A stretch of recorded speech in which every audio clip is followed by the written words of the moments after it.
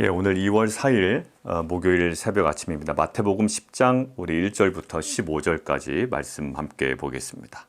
마태복음 10장 우리 1절부터 15절입니다.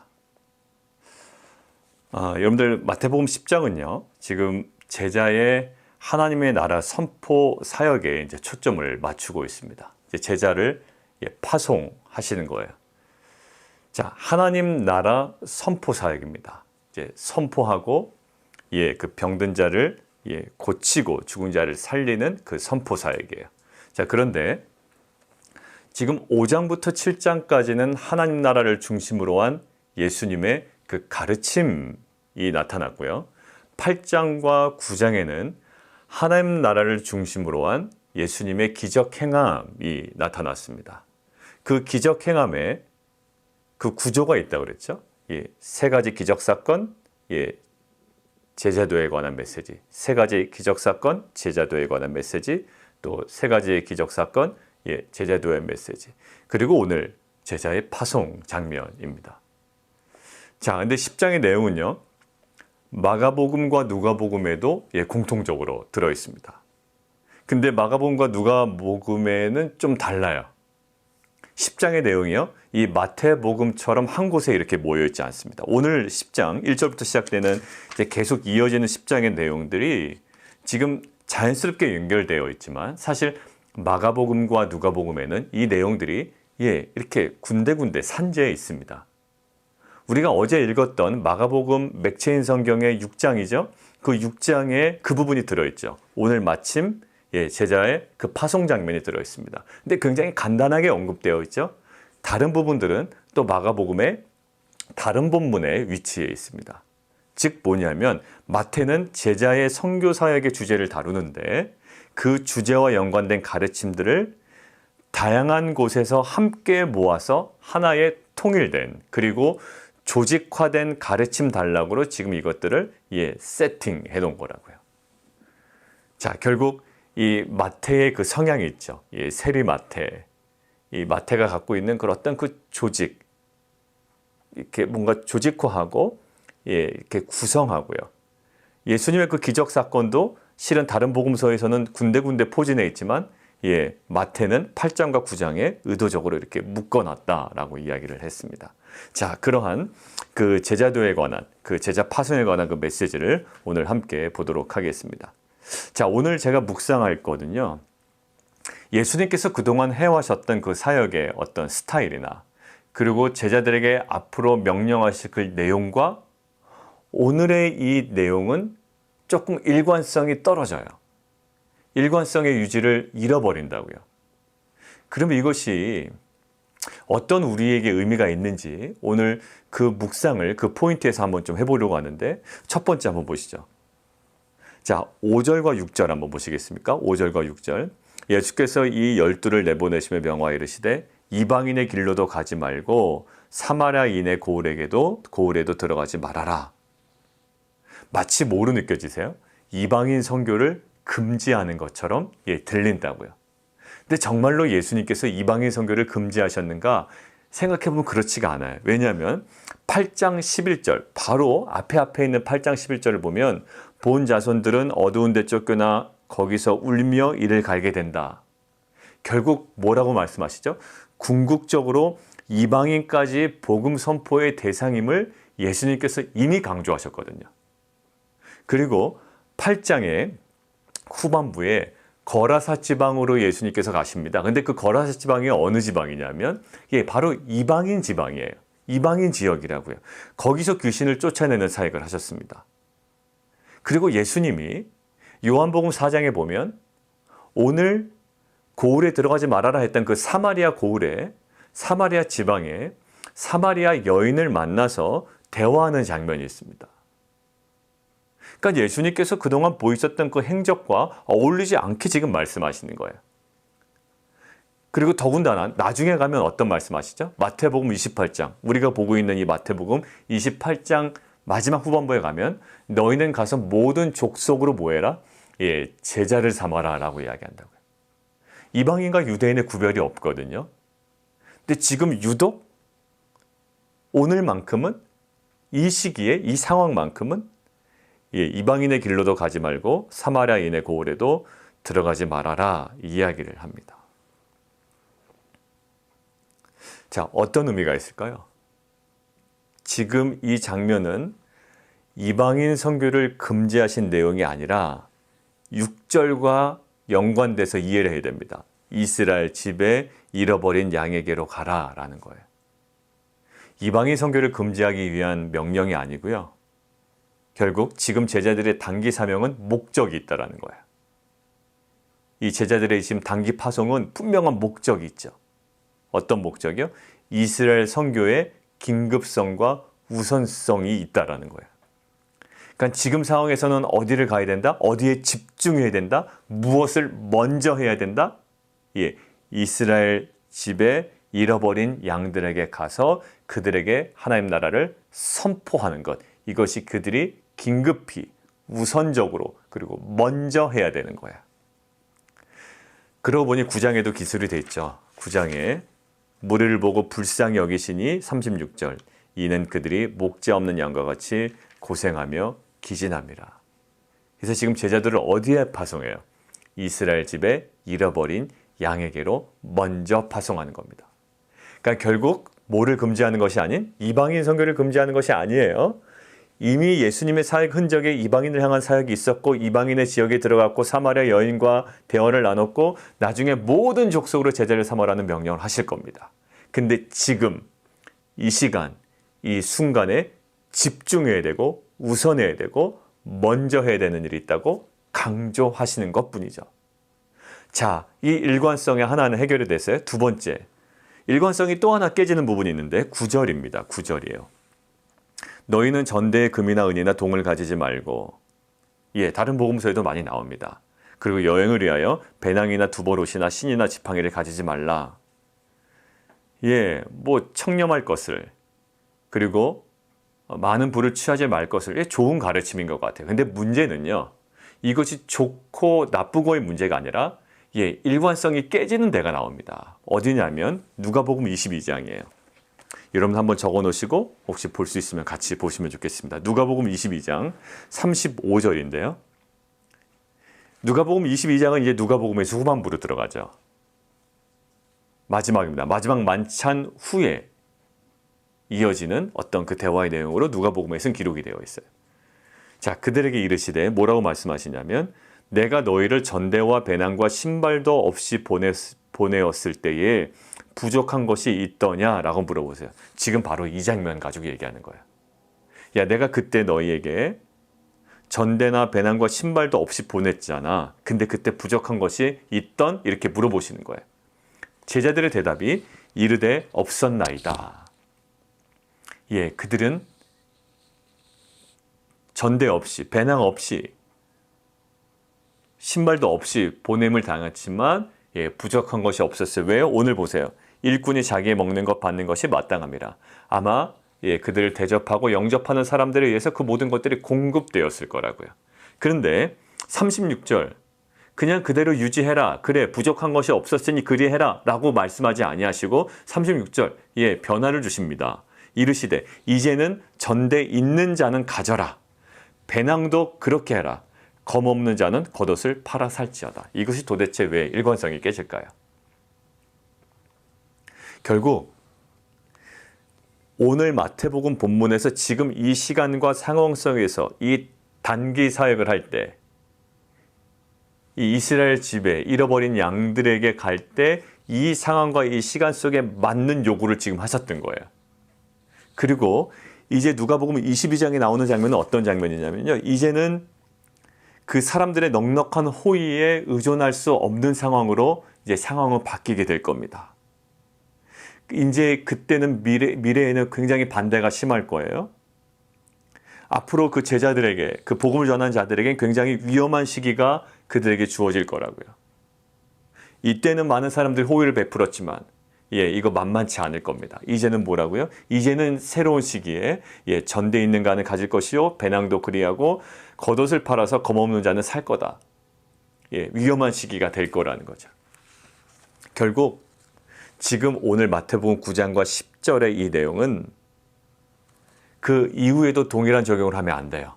이후에는 바뀌어야 됩니다. 근데 왜 이 상황을 요구하셨을까요? 지금 이 상황 속에 특별한 요구, 하나님만을 의지하고 또 이 전도 여행의 성격이 또 눈에 보이는 가시적인 어떤 재정이나 내가 먼저 준비하는 것이 아닌 하나님께서 공급하시고 하나님께서 그에 맞는 사람들을 보내주신다라는 그 모든 것들을 경험하고 주목하고 집중해야 되는 훈련 기간이라고요. 여러분들 저기 보셨죠? 지금 프로야구 기간, 프로야구의 그 정규 시즌은 아닙니다. 근데 한국에서는 그 스토브 리그 지난 다음에 스프링 캠프로 지나가고 있어요. 이제 겨울에 계약이 다 끝나고 이제 정규 시즌을 준비하기 위한 이제 스프링 캠프 기간입니다. 2월부터 각 팀들이 시작이 됐어요. 근데 스프링 캠프 기간에 선수들에게 감독이나 코치가 요구하는 게 뭘까요? 너 경기에 나가서 이겨라? 홈런을 때려라? 아닐 거예요. 지금 하고 있는 연습 경기나 시범 경기나 이런 것들은 승패에 연연하지 않아요. 왜 그럴까요? 지금 집중해야 되는 것이 있다고요. 예, 부족한 기술, 부족한 기본기, 그다음에 아직 회복되지 않은 손끝의 감각, 또 타격할 때 그 느낌, 그다음에 타격 이후에 그 팔로우 자세의 흐트러짐, 이 모든 것들을 정비하고 또 아직 끌어올리지 못한 그 체력을 완성시키는 것이 이 시기에 주목해야 되는 것이에요. 근데 이 시기에 막 게임 생각하고 게임에서 이길 생각한다면 지금 뭔가 훈련에 엇박자가 나는 거죠. 마찬가지입니다. 오늘 예수님께서 일관성을 깨는 얘기를 하신다고요. 아마 선수들에게도 감독이 그런 얘기를 하지 않을까요? 스프링 캠프 때는요, 편안히 하라고 그럽니다. 홈런 칠 생각 하지 말라고 그런다고요. 안타를 칠 생각 하지 말라고 그런다고요. 오히려 기술이나 또 자세에 집중하라고 그러죠. 근데 정규 시즌에 들어가면 달라요? 그때는 지금 시간엔 번트를 잘 대야 된다고 얘기하고요. 안타를 쳐야 된다고 그러고 때에 맞춰서는 홈런을 노리라고 한다고요. 시기가 다른 거고요. 상황이 다른 거예요. 오늘 예수님께서 일관성을 깨는 두 가지의 모습을 보여주신다고요. 하나는 이방인의 길로 가지 말아라. 사마리아인의 고을로 들어가지 말아라. 이스라엘 집에 잃어버린 양에게 가라. 이건 뭘까요? 지금 이 시간에 이 상황에 우선적으로 먼저 시급하게 주목해야 할 지점이 있다는 거예요. 그리고 전대도 나중에는 전대를 취할 것이지만 지금은 전대를 취하면 안 되는 거예요. 지금 이 상황에 우리가 주목하고 집중해야 되는 것이 있다고요. 그리고 느껴야 되는 것이 있다는 거예요. 자, 적용해 볼까요? 여러분들 비즈니스 하시는 분들은요, 결국 돈을 벌어야 됩니다. 그죠? 벌어서 뭐 좋은 데 쓸지언정 일단 벌어야 되는 거예요. 그러나 하나님께서는 돈을 버는 것보다 지금 집중해야 될 것이 있대요. 무너졌던 하나님과의 관계. 그리고 직장 내 지금 뭔가 너무 그 기업 내에 또 비즈니스 안에 너무 들어있었던 너무 긴장 관계. 사장과 오너와 직원과의 긴장 관계. 그 안에서 하나님 나라는 온데간데 없고 뭔가 이렇게 사회에서나 이끌 법한 그런 긴장 관계가 있다면 크리스찬 오너십으로서 이제는 뭐예요? 그곳에 먼저 하나님의 나라와 그 사업을 향한 하나님의 부르심을 다시 한번 회복하기를 원하시는 거예요. 직장에서도 마찬가지죠. 내가 먼저 승진하고 내가 먼저 그 안에서 성공하고 내가 다른 사람보다 먼저 나가는 것이 아니라 그 안에 하나님께서 보게 하시는 무너졌던 하나님 나라를 다시 한번 주목하게 하시고 또 하나님과의 관계를 새롭게 하게 하시고 여러분들이 그 신체적인 어려움이나 또 관계적인 어려움 때문에 있다면 하나님께서는 지금 그 질병이 낫고 여러분들의 비즈니스 문제가 해결되고 이것에 집중하기보다 마치 주일 설교처럼 요단강을 건너는 데 집중하기보다 요단강을 건너는 과정 중에 하나님께서 보게 하시는 거 있죠. 그 상황과 그 시기에 집중하게 하시는 것이 있다고요. 왜? 이것이 우리에게 가장 선한 것이기 때문에 우리에게 가장 필요한 것이기 때문에 그리고 우리에게 가장 시급한 것이기 때문에 하나님께서는 그 고난이라는 상황을 통해서 우리로 하여금 그것에 주목하게 하신다고요. 그래서 그것들을 통해 우리를 견고하게 하시고 우리를 새롭게 하셔서 하나님 나라 이 귀한 사역에 우리의 인생을 사용하실 줄 믿습니다. 우리가 어려워요. 우리 성도님 중에서도 특별히 그 경제적인 어려움 가운데, 특별히 건강의 어려움으로, 여러 가지 관계의 어려움으로, 또 가정에서의 어려움으로 있으신 분들이 있어요. 또 이전에 어떤 그 사람과의 관계 때문에 아직까지도 풀리지 않은 여러 가지 문제가 있습니다. 근데 우리는 그 문제의 해결과 그 다음을 우리가 계속 바라보지만 지금 하나님께서 이 상황 가운데 주목하게 하시는 것들이 있죠. 만약에 하나님과의 관계가 무너졌다면 하나님께서는 그 관계를 더욱더 주목하게 하실 거예요. 물론 나중에는 그 다음 단계를 우리로 하여금 인도하실 겁니다. 그러나 지금 이 상황 가운데 왜 이 모든 정황들을 통하여 우리에게 이것들을 주목하게 하시는지는 하나님께서 우리에게 분명히 말씀하실 겁니다. 왜냐하면 이것이 우리에게 가장 선한 것이고 우리 인생 가운데 가장 시급한 것이며 우선되어야 하는 것이기 때문이에요. 우리가 먼저 미리 설정해놨던 그 우선순위를 이 시간 다 내려놓기를 원합니다. 우리가 설정해놨던 그 중요도가 있어요. 그러나 그 모든 것들도 그 하나님의 그 주권 아래 다 내려놓고 이 상황을 통해 하나님께서 나에게 주목하게 하시려는 그 지점에 우리가 가기를 원하고요. 또 그것들을 우리가 바라보기를 원하고요. 그 일들을 우리가 행하기를 원해요. 결국 이것이 우리 안에 무너졌던, 또 우리 공동체 안에 무너졌던 하나님 나라를 회복하게 하는, 그래서 회복된 그것을 통하여 하나님 나라를 또한 증거하는 공동체로 새롭게 하시려는 하나님의 놀라운 은혜의 시기가 될 줄 믿습니다. 시간 함께 우리가 기도하도록 하겠습니다.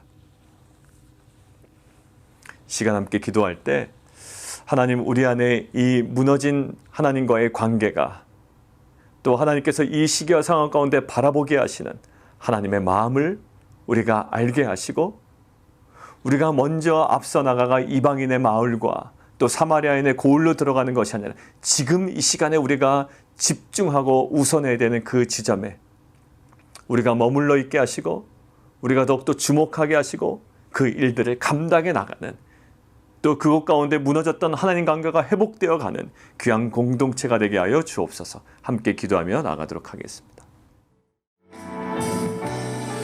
우리 함께 또 기도하도록 하겠습니다. 우리 이종호 선교사님, 우리 태양 지금까지 20차 항암을 하셨는데 우리가 계속 예수님의 그 기적 사건을 같이 경험하고 우리가 같이 기도했던 것처럼 이종호 선교사님 또 믿음으로 간구하는 우리 선교사님, 또 우리 네 자녀, 또 우리 그 이미선 선교사님에게 정말 주님께서 주시는 그 평안함 허락하여 주시고, 또 예수 그리스도의 보혈의 능력으로 말미암아 하나님 치유의 은혜를 허락하여 주옵소서. 우리 함께 이종호 선교사님 기도해 주시고, 우리 진희 자매님, 또 우리 사무총회 때 우리 화면으로 봤습니다만 이제 여러 가지 두통과 이기 때문에 화면, 밝은 화면 이렇게 좀 자제하고 있고, 또 지금 선글라스를 끼고 있고 보안경 같은 거죠. 여러분들 그 모든 두통의 근원들, 또 하나님 그 모든 상황들을 치료해 달라고 기도해 주시고, 우리 또 지수자매 위해서 기도해 주시고요. 우리 소영 집사님 어제 9시 기도에도 함께 기도했지만 상황이 더 나빠지지는 않고 있다고 그래요. 그래서 그 지금 약 복용하고 있고, 그리고 지금 계속 한의원에서 침을 맞고 있는데 그 왼쪽 안면 마비 증세 하나님 정말 근원적으로 다 회복될 수 있도록 기도해 주시고, 저희 형님 다행히도 정말 그 간 그냥 선종으로 밝혀져서 이제 다음 주 월요일날 절제술을 하게 됩니다. 그 모든 절제술을 통해 깨끗한 병의 근원이 하나님 마르게 하시고 치유되게 하시고, 무엇보다도 정말 하나님을 더욱더 깊이 만나고 회복되는 귀한 은혜의 시간 될 수 있도록 우리 함께 기도해 주시면 좋겠습니다. 함께 기도하겠습니다.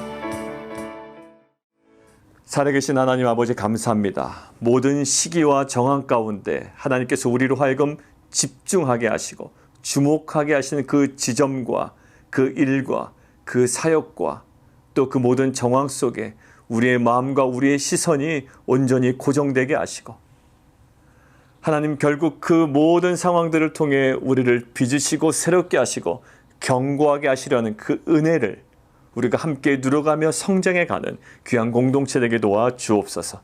예수 그리스도 이름으로 감사하며 기도드리옵나이다. 아멘.